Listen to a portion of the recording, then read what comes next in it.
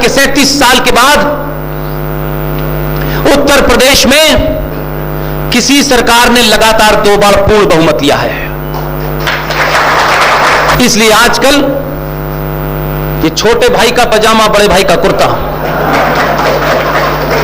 इनकी बेचैनी का कारण कुछ और है।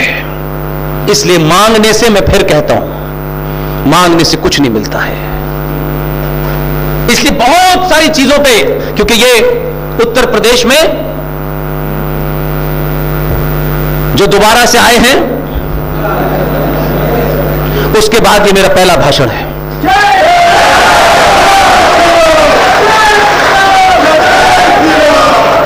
इसलिए इस बदलाव को, जो महत्वपूर्ण बदलाव हुआ है, आपने अब प्याज के दाम और पेट्रोल की कीमत पर 2 रुपए किलो चावल, 1 महीने की बिजली के बिल पे वोट देना बंद कर दिया है।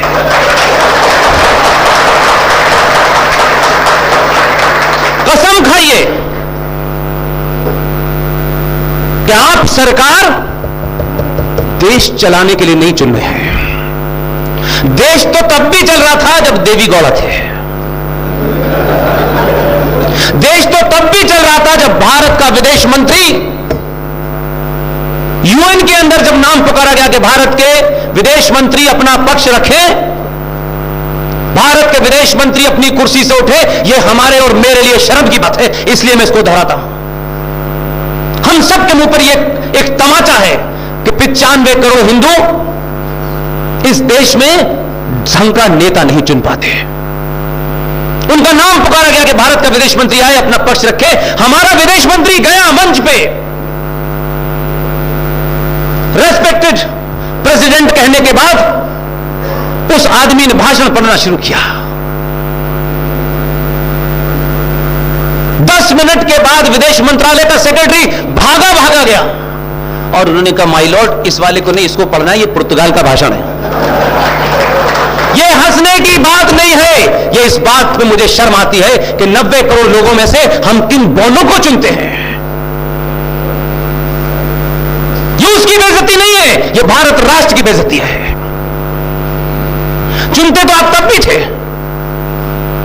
तब भी आपके मूल में मैं, मेरी जाति, मेरा इलाका, मेरा भाई, मेरी बहन, मेरा चाचा, मेरा ताऊ, यही था। भारतीय राजनीति के केंद्र में कभी सनातनी हिंदू था ही नहीं। यह पहला बदलाव है। कहा जा रहा है कि 37 साल के बाद उत्तर प्रदेश में किसी सरकार ने लगातार 2 बार पूर्ण बहुमत लिया है। इसलिए आज यह आत्ममंथन करना चाहिए कि हम बेटी के लिए लड़का देखें, बेटी के लिए दूल्हा देखें। जितनी हम उसमें कमियां और अच्छाइयां निकाल सकते हैं, जितना समय उस पर बिताते हैं, सरकार के चुनने से पहले भी इसी बात का ध्यान रखें।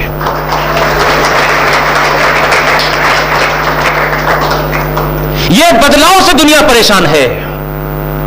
इसलिए आजकल ये छोटे भाई का पजामा, बड़े भाई का कुर्ता, इनकी बेचैनी का कारण कुछ और है।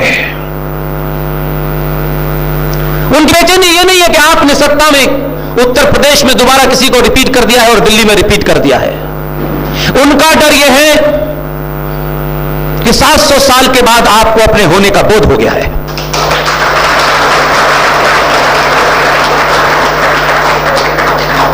और आप सरकार चुनते वक्त बहुत अपोलोजिस्टिक नहीं है।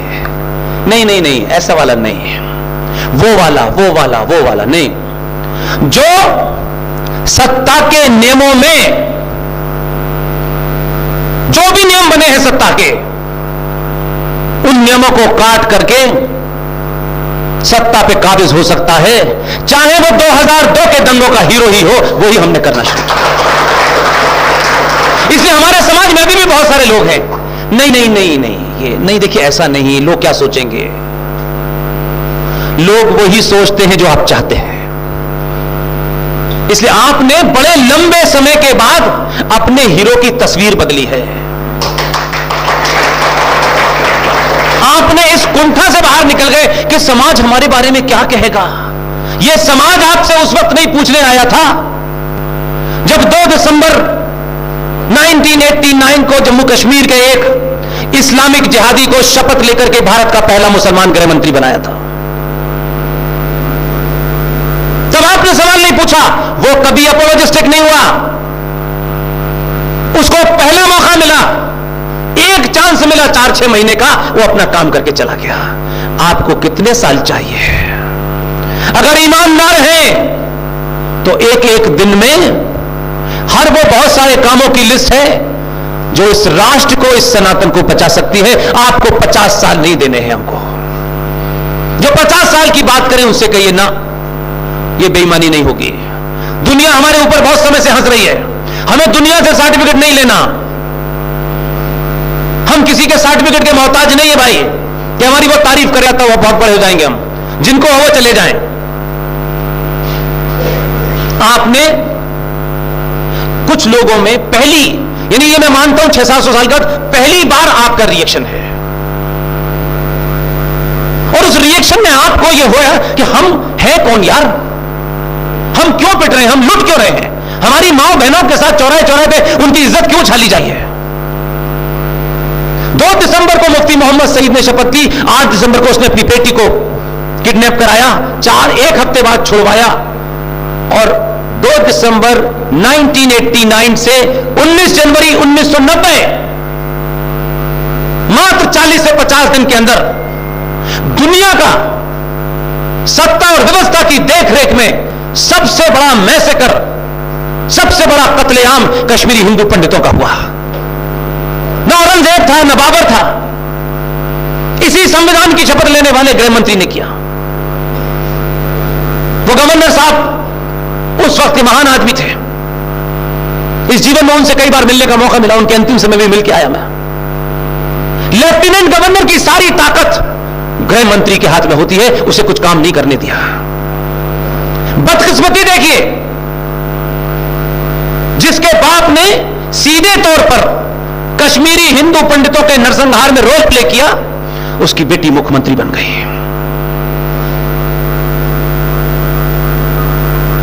और जिस आदमी ने उस गृह में स्टैंड को जला दिया, अपने दिल पे हाथ रखिए। हम कितने कायर और डरपोक और लाची लोग हैं कि हम जो काम खामोशी से भी कर सकते थे वो भी नहीं किया। हम, क्योंकि हमें आदर्शवादी दिखना है, हमें महान दिखना है। दारा सिंह जिसने गृह में स्टैंड को जला दिया था, 29 साल से जेल में है, एक दिन को भी उसको पेरोल नहीं मिली। उसकी मां की डेथ हो गई, उसकी पिता की डेथ हो गई।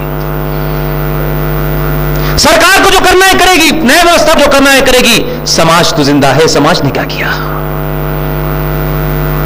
अगर ये सोच लेते ठीक है, इसने क्राइम किया, इसको सजा मिले, हमसे मतलब नहीं, लेकिन इसके परिवार को एक दिन भी एहसास ना हो कि इसके घर का पुत्र जेल में बंद है, ये जिम्मेदारी 5 लोग भी उठा लेते तो कई हजार दारा सिंह पैदा हो जाते समाज में।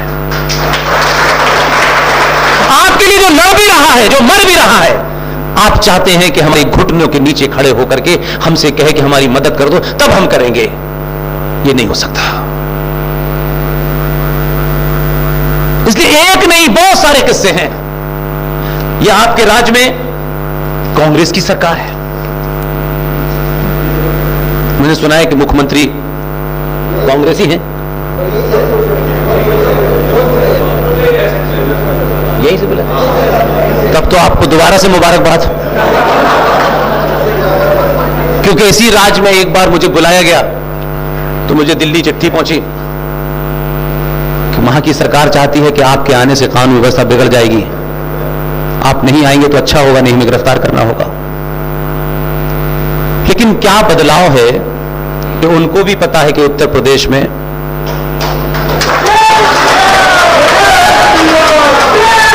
इसलिए यह मत समझिए कि आपने जो किया है, जो खामोशी से किया है, उसका प्रभाव लोगों को समझ नहीं आ रहा।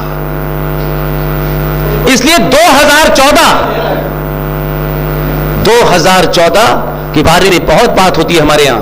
वो महत्वपूर्ण घटना नहीं है भारतीय राजनीतिक इतिहास में, सनातन की पूरे इतिहास में यह सबसे बड़ी घटना है कि जो समाज 2 रुपए किलो चावल और 1 महीने के बिजली के बिल पे बिक रहा था, उसने 2014 के योद्धा को कम सीटें पड़ने के कारण 270 या 75 सीटें थी, उसी समाज ने उसे दोबारा चुना और 303 सीटें देकर चुना। नमस्कार दोस्तों, बीसीआर न्यूज में आपका स्वागत है। मैं हूं आपका होस्ट एंड दोस्त अजय शास्त्री। उम्मीद है आपको ये हमारा वीडियो अच्छा लगा होगा, तो आप इसको शेयर कीजिए और लाइक कीजिए और साथ साथ हमारे चैनल को सब्सक्राइब भी कीजिए। जी हाँ, ऐसे ही नई वीडियो के साथ फिर आपके साथ हाजिर होंगे। तब तक के लिए आपसे अलविदा लेते हैं। भारत माता की जय, वंदे मातरम। जय हिंद दोस्तों।